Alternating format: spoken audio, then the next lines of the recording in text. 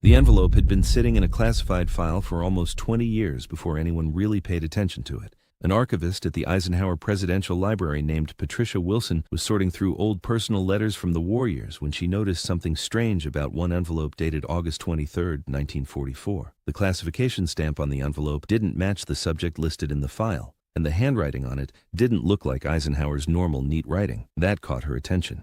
When she opened the letter and started reading, she quickly realized she was holding something that would change how historians understood the relationship between American and Canadian troops in World War II. The letter was from George S. Patton to Dwight D. Eisenhower, and it was about Canadian soldiers. What Patton wrote was unexpected, very revealing, and in true Patton style, brutally honest. Patricia Wilson had worked with enough military letters to know when something mattered. Patton almost never wrote about other Allied forces unless he had very strong opinions, and this letter was packed with comments, judgments, and, surprisingly, real praise, mixed in with his usual criticism. She immediately marked the letter and alerted senior archivists and the military historians who regularly worked with the Eisenhower papers.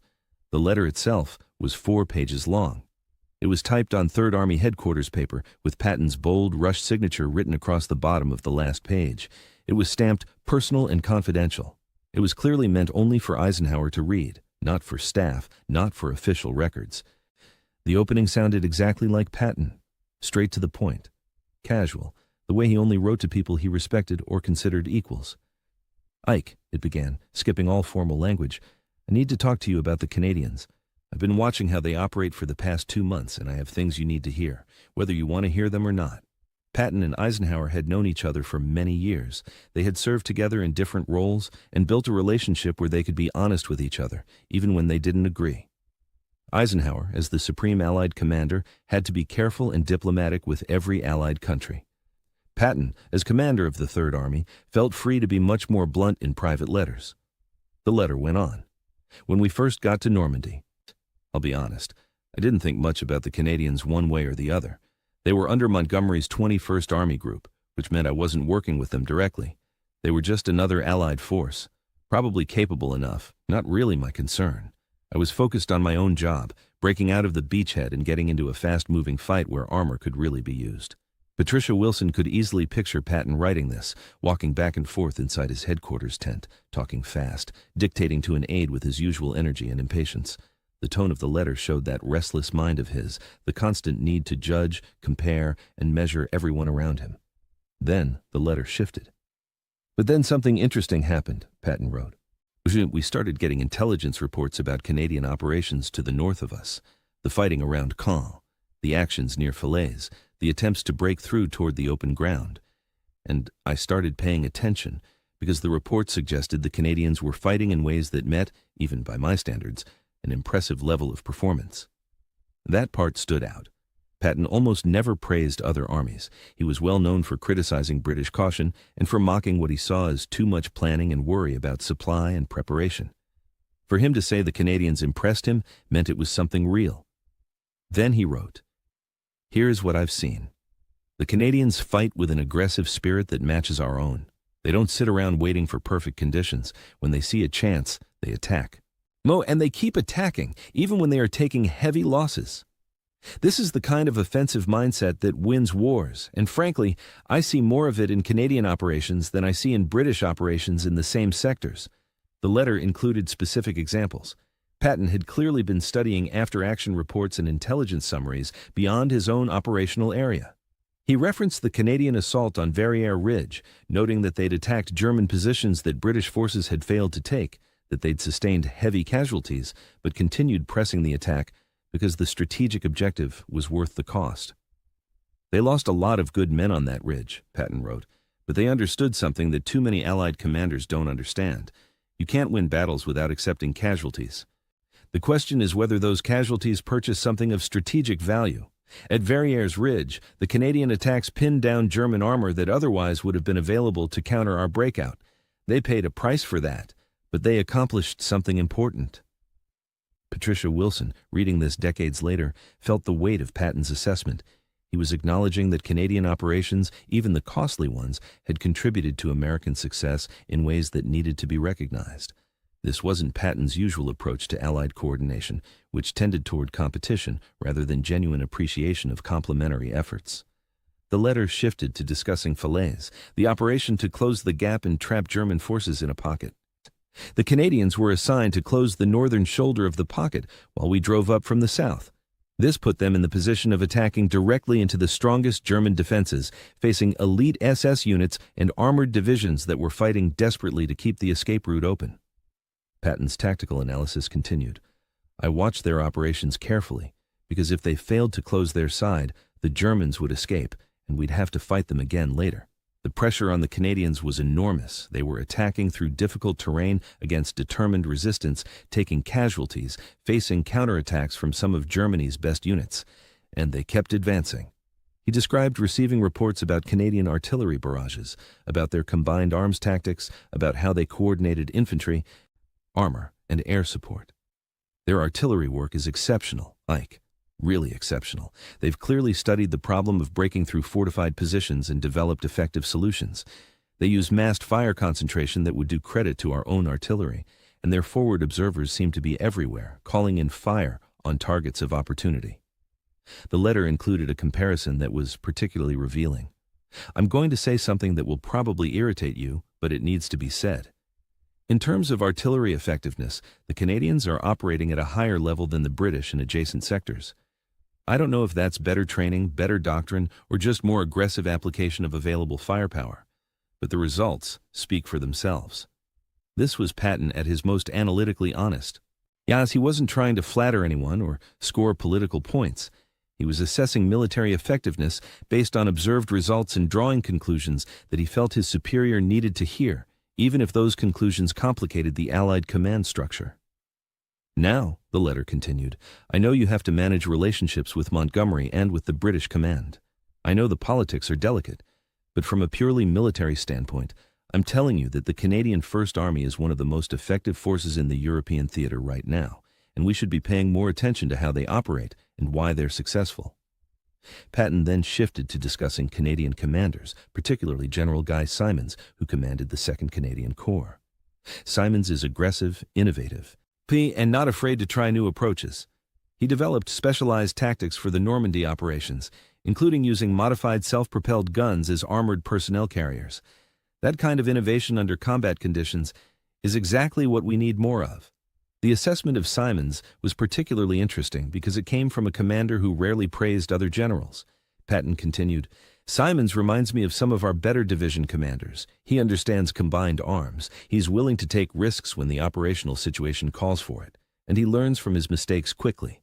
The Canadians are lucky to have him, and we're lucky to be fighting alongside forces he commands. Patricia Wilson made extensive notes as she read. This letter fundamentally changed the historical understanding of how American commanders viewed Canadian forces. The conventional narrative had been that Americans saw themselves as the senior partners in the Allied coalition, with British and Canadian forces playing supporting roles. But Patton's letter suggested a much more complex and respectful assessment of Canadian capabilities. The letter moved to discussing Canadian soldiers at the individual level. I've talked to some of our liaison officers who've worked with Canadian units. They report that Canadian soldiers are well-trained, disciplined, and motivated. They don't have the size advantage that our boys often have, but they're tough and they know their business. Many of them are veterans of the Italy campaign, which means they've been in combat longer than most of our troops. Patton included an anecdote that Patricia found particularly telling. One of my staff officers was at a crossroads where Canadian and American units were both passing through. He said the Canadians moved with efficiency and discipline that impressed him, better than some of our own units he'd observed. They weren't rushing, but they weren't wasting time either. Everything seemed organized and purposeful. This observation about discipline and organization was significant because Patton was famous for demanding these qualities in his own troops.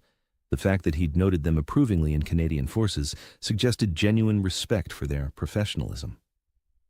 Here's what concerns me, Ike, the letter continued, shifting to a more critical tone. The Canadians are carrying a heavy burden in this campaign. They're attacking into some of the strongest German defensive positions. They're facing elite enemy units. They're taking casualties at rates that would be unsustainable for much longer.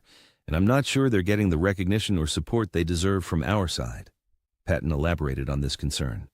We're focused on our own operations, on our own casualties, on our own accomplishments, which is natural and appropriate. But we need to remember that the Canadians are fighting the same enemy in a different sector, and their success or failure directly affects our own operational possibilities. When they tie down German armor at Falaise, that armor can't be used against us. When they clear the Scheldt, we get a functioning port closer to Germany. Their operations matter to our operations. This was strategic thinking beyond Patton's usual focus on his own immediate operations. He was acknowledging the interconnected nature of coalition warfare in a way that suggested deeper understanding than his reputation for single-minded focus might suggest. "I recommend," Patton wrote, "that you consider ways to publicly recognize Canadian contributions, not just diplomatic praise, but specific acknowledgement of their operational achievements. They've earned it, and frankly, we owe them that recognition given how much we've benefited from their operations, drawing German attention and resources away from our sectors." Patricia Wilson noted that this recommendation was particularly significant given Patton's general disinterest in diplomatic gestures. For him to explicitly suggest that Eisenhower should publicly praise Canadian forces indicated that he felt strongly about the fairness of the issue. The letter concluded with a typical Patton flourish. "I know I'm supposed to focus on my own operations and let you handle the bigger strategic picture, but I can't watch good soldiers fighting effectively without acknowledging it, even if they're not under my command. The Canadians are good soldiers, Ike. Damn good soldiers, and we should treat them accordingly." It was signed simply Georgie, the nickname Eisenhower used for Patton in private correspondence. Patricia Wilson immediately recognized the historical significance of this letter. She prepared a detailed summary for the library director and flagged it for the attention of military historians who specialized in World War II Allied operations. The letter raised several important questions. First, had Eisenhower acted on Patton's recommendations? Second, how widespread was this positive assessment of Canadian forces among American commanders? Third, what did this reveal about the internal dynamics of Allied command relationships? Research into these questions revealed fascinating patterns. Eisenhower had indeed made several public statements praising Canadian contributions in the months following this letter. In September 1944, he specifically mentioned Canadian operations at Falaise in a press conference. In October, he visited Canadian headquarters and spent time with Canadian commanders in a way that was unusual for his typically packed schedule. Whether these actions were directly caused by Patton's letter or were already planned is impossible to determine definitively. But the timing suggested that Patton's observations at minimum reinforced what Eisenhower was already thinking about Canadian contributions to the Allied effort. Other American commanders' assessments of Canadian forces were also examined. General Omar Bradley, commanding the 12th Army Group adjacent to the Canadian 1st Army, had made several references to Canadian operations in his own correspondence and later memoirs. While less effusive than Patton, Bradley consistently acknowledged Canadian effectiveness and noted their role in drawing German strength away from American sectors. General Courtney Hodges, commanding 1st Army, had worked more closely with Canadian forces during various operations and had filed reports praising their professionalism and tactical competence. His assessments were more technical and less colorful than Patton's, but they confirmed the same general conclusion. Canadian forces were highly effective and deserving of respect. The question of why Patton's positive assessment of Canadian forces hadn't been more widely known came down to the classification of personal correspondence and the selective nature of what got included in official histories. Patton's published letters and papers edited after his death, had focused on his most dramatic and quotable material. A thoughtful analysis of Allied cooperation wasn't as exciting as his more controversial statements about politics and strategy. But this rediscovered letter revealed a more nuanced Patton than popular history usually acknowledged. He was capable of recognizing excellence in others, capable of strategic thinking beyond his own immediate operations, capable of recommending actions based on fairness and merit rather than political advantage. Military historians who studied the letter in detail noted several aspects that were particularly significant. First, Patton's observations about Canadian artillery effectiveness aligned with German assessments from the same period. Multiple sources were independently reaching the same conclusion, which strongly suggested it was accurate. Second, Patton's praise for Simons's innovative tactics was prescient. Simons would go on to command the 1st Canadian Army and would be recognized as one of the most capable Allied Corps commanders of the war. Patton had identified his talent early based on operational results rather than reputation. Third, Patton's recommendation that Canadian contributions be publicly recognized reflected an understanding of coalition dynamics that many American commanders lacked. He recognized that maintaining Allied morale and cohesion required acknowledging contributions from all partners, not just focusing on American achievements. The letter also shed light on Patton's character in ways that complicated his historical image. He's often remembered as brash, egotistical, and narrowly focused on his own glory. But this letter showed someone who paid attention to operations outside his immediate responsibility, who formed judgments based on evidence rather than prejudice, and who was willing to recommend recognition for others even when it didn't benefit him directly. One particularly interesting aspect of the letter was what it revealed about how information flowed through the Allied command structure. Patton mentioned reading intelligence reports and after-action summaries from Canadian operations, which meant there was systematic sharing of operational information across Allied boundaries. This was essential for effective coordination, but also created opportunities for commanders to learn from each other's experiences.